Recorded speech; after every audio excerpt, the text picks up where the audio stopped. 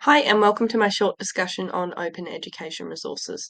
This is just going to be a brief overview of what I found interesting, how useful I think they will be, and what they cost. The context of reviewing these open education resources is that I am a health and physical education teacher and a junior science teacher, so I've obviously used that lens to review these resources. I'm also teaching in a Queensland context and in a rural context with a percentage of Indigenous students.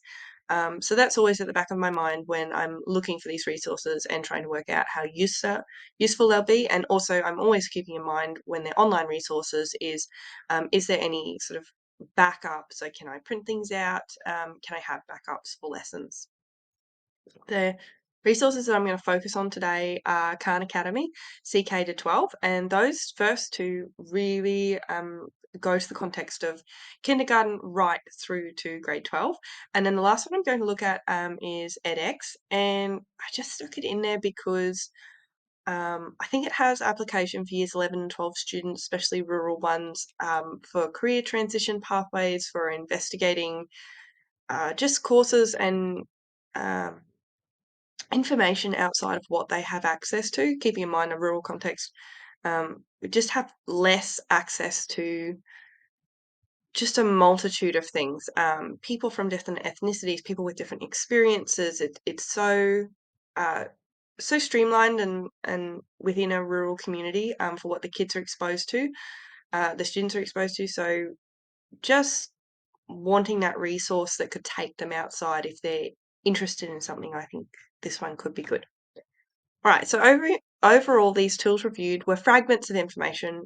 Some of them did constitute courses, like sort of unit topics, but I think they'd be most useful used as fragments of information that could be strategically inserted into a broader unit meeting the ACARA or the QCAA curriculum guidelines. My key thoughts when I was looking at these websites was that they have taken a lot of time to create these resources that are from what so I took a snapshot, thinking about my learning activities that I've just done for this course, and then just took a snapshot of what was available within these websites that I could have taken and used for that specific context. And they were very comprehensive.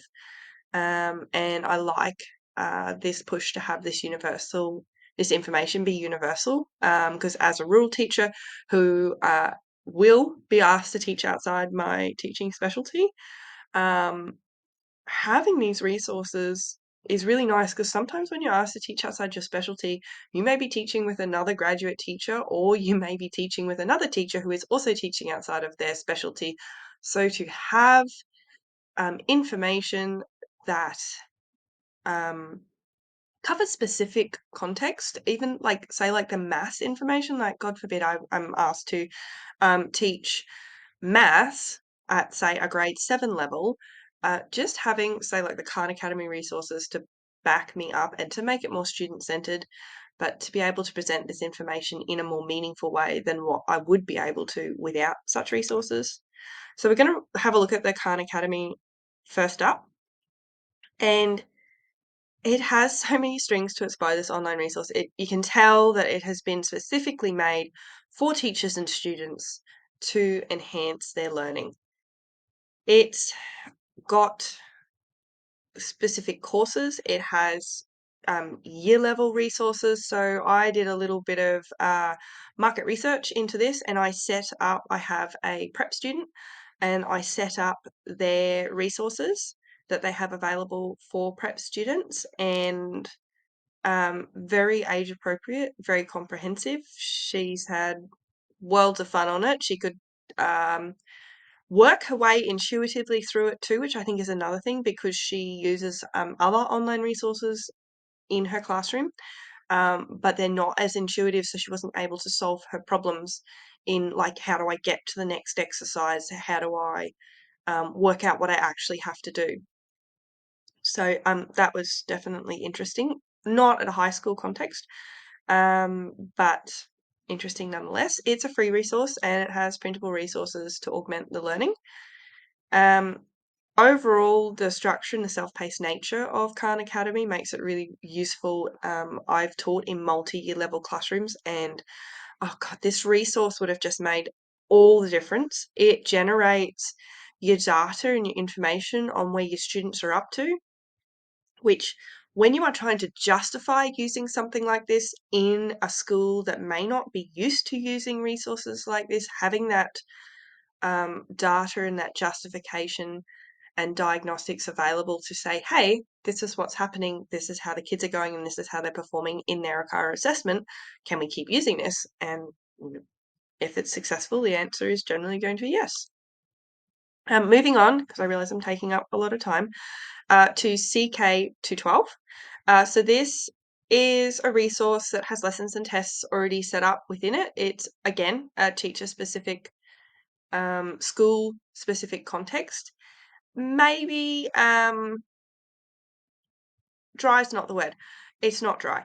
It is maybe less interactive than some of the other learning tools that we've investigated within this unit. But as a basis for information, I think it is fantastic.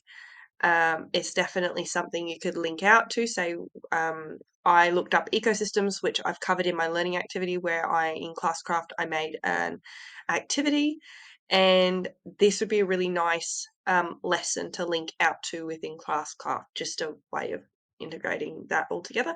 And the lessons are within subject content, so that makes them really nice to work through, really intuitive to work through. It's free. And yeah, I just think it'd be a great thing to augment your learning and align to your ACARA. I know that this aligned quite well to the content descriptor that I looked for that learning activity, so I like that. Just having a look at edX, a little bit of a more 11-12 context. It has short courses presented by universities, and they are presented over specific timeframes, which might be a constraint for this course because it's not available all the time.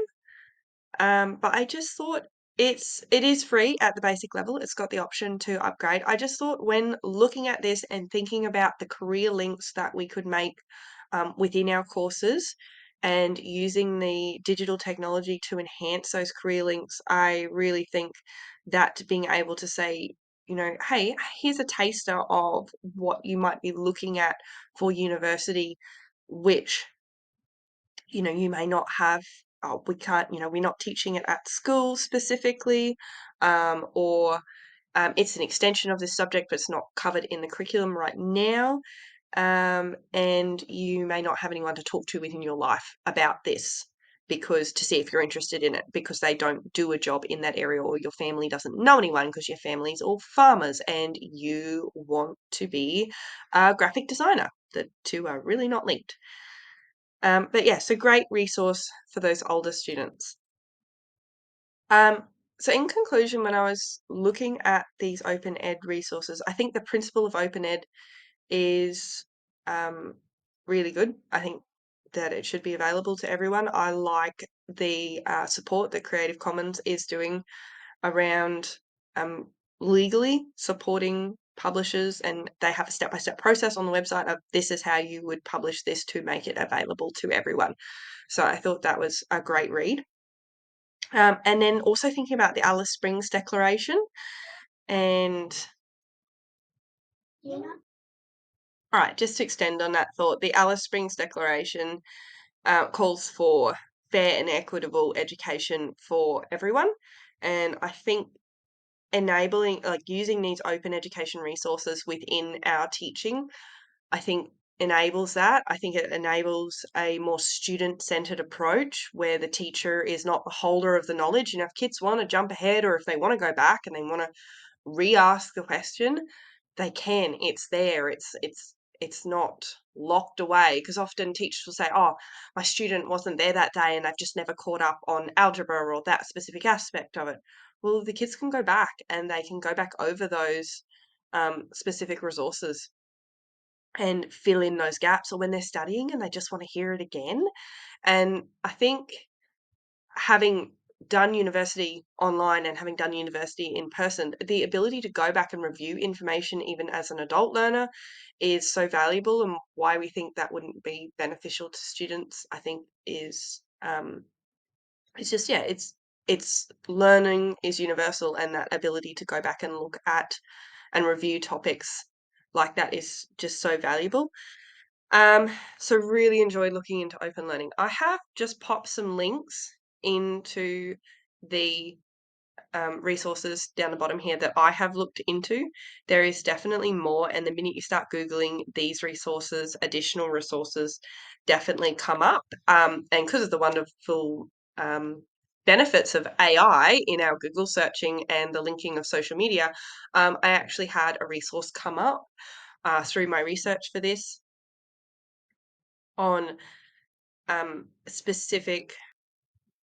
So this resource, Australians Together, is a curriculum aligned resource for Indigenous students, and I definitely will look forward to looking into that for use with my students in the future. So the wonders of technology never cease.